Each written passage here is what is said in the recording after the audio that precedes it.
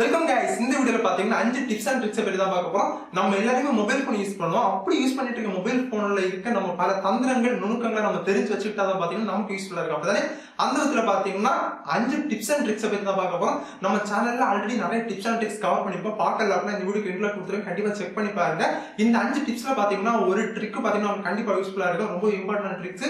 நீங்க வந்து என்ன யூஸ் பண்றீங்க, எல்லா ஆக்டிவிட்டியும் கூகுள் சேவ் பண்ணணும். அதுக்கு ஹிஸ்டரி நீங்க டெலிட் பண்ணா மட்டும் போதும் அப்படின்னு நினைக்கிறீங்க.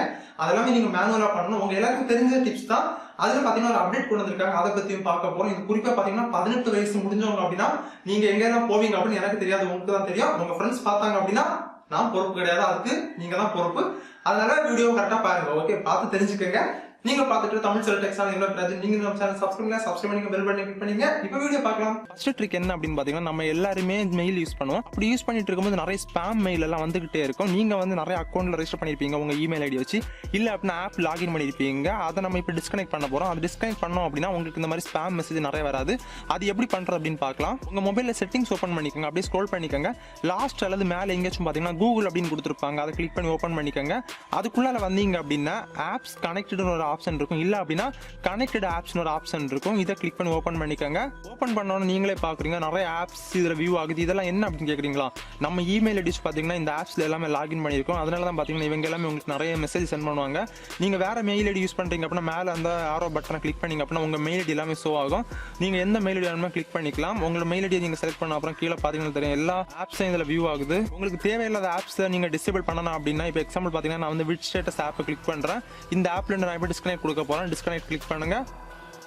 இந்த மாதிரி டிஸ்கனெக்ட் நீங்க கொடுத்தீங்க அப்படின்னா உங்களுக்கு தேவையான ஆப்ஸ்ல பாத்தீங்கன்னா நீங்க வெளியே வந்துக்க முடியும்.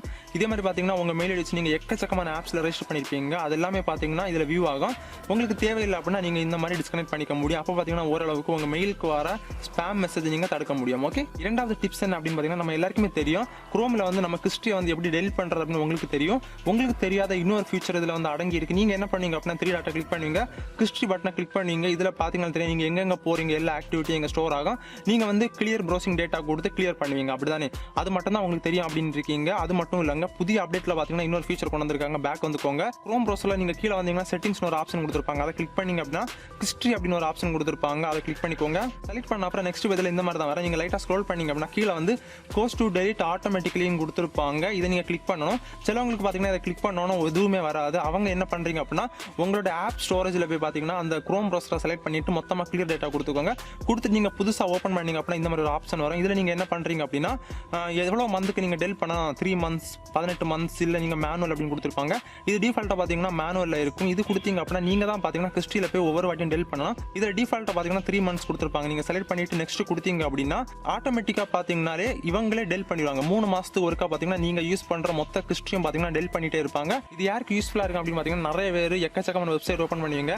பர்டிகுலரா நீங்க 18+ இருந்தீங்கன்னா நிறைய பேர் பான் வெப்சைட்டுக்கு போவாங்க. ஸோ அது அவங்களுடைய பர்சனல் விஷயம், அதை நம்ம தலையிடக்கூடாது.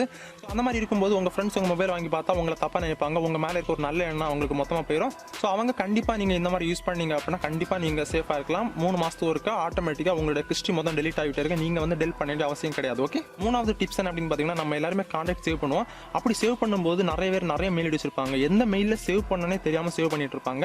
அப்போ வந்து நீங்க சர்ச் பண்ணும்போது உங்களுக்கு வியூ ஆகாது. சில நேரம் நீங்க வேற மெயில் ஐடி சேவ் பண்ணீங்கன்னா இதுக்கு என்ன சொல்யூஷன் அப்படின்னு பாத்தீங்கன்னா மோர்ல போங்க. இதுல வந்து செட்டிங்ஸ் அப்படின்னு கொடுத்துருப்பாங்க, அது நிறைய ஆப்ஷன் கொடுத்துருப்பாங்க. அதை நீங்க கிளிக் பண்ணீங்க அப்படின்னா எந்த கான்டாக்ட்ஸ் எல்லாமே வியூ ஆகணும் அப்படின்னு கொடுத்துருப்பாங்க. இதுல நீங்க அதை கிளிக் பண்ணி வியூ பண்ணிக்க முடியும். இல்லங்க எனக்கு இந்த மாதிரி செட்டிங்ஸ் எடுக்க தெரியல அப்படின்னா நீங்க நேரே உங்க குரோம் ப்ரௌசர் ஓபன் பண்ணிக்கோங்க. இதுல நீங்க வந்து மை கான்டாக்ட்ஸ் அப்படின்னு சர்ச் பண்ணிக்கோங்க.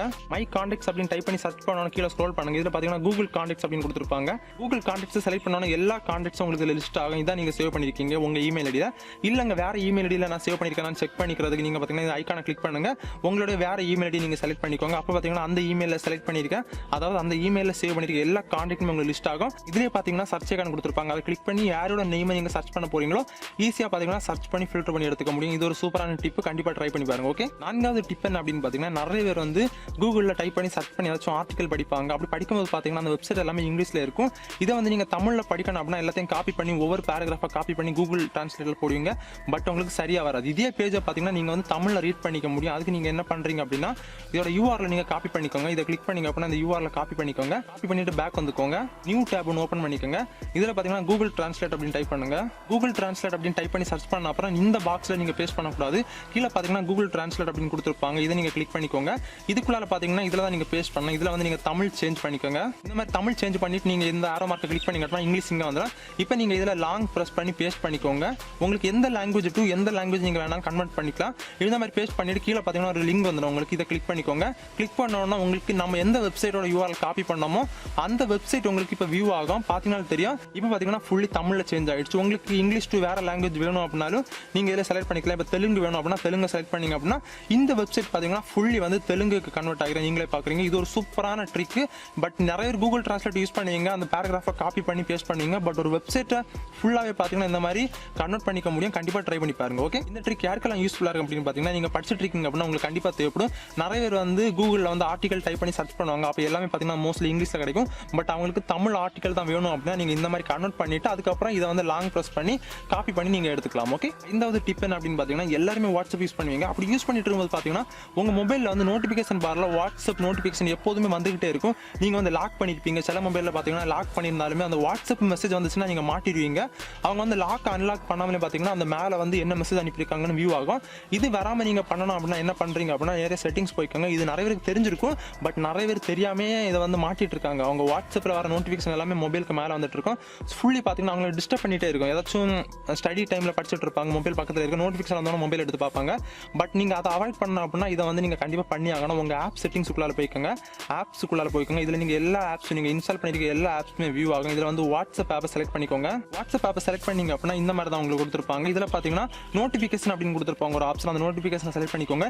இதில் வந்தீங்க அப்படின்னா அலோவில் இருக்கணும். ஆல் நோட்டிஃபிகேஷன் அலோவில் இருக்கும். இதை நீங்கள் ஆஃப் பண்ணிக்கோங்க. இதை நீங்கள் ஆஃப் பண்ணுறது மூலமாக பார்த்தீங்கன்னா உங்கள் வாட்ஸ்அப்புக்கு யாராச்சும் மெசேஜ் பண்ணாங்க அப்படின்னா எந்த ஒரு நோட்டிஃபிகேஷனும் பார்த்தீங்கன்னா மேலே வராது. இது எல்லா ஆப்புக்குமே இப்போ இருந்தால் நான் இப்போ எக்ஸாம்பிள் வாட்ஸ்அப்பு மட்டும் தான் சொன்னேன்.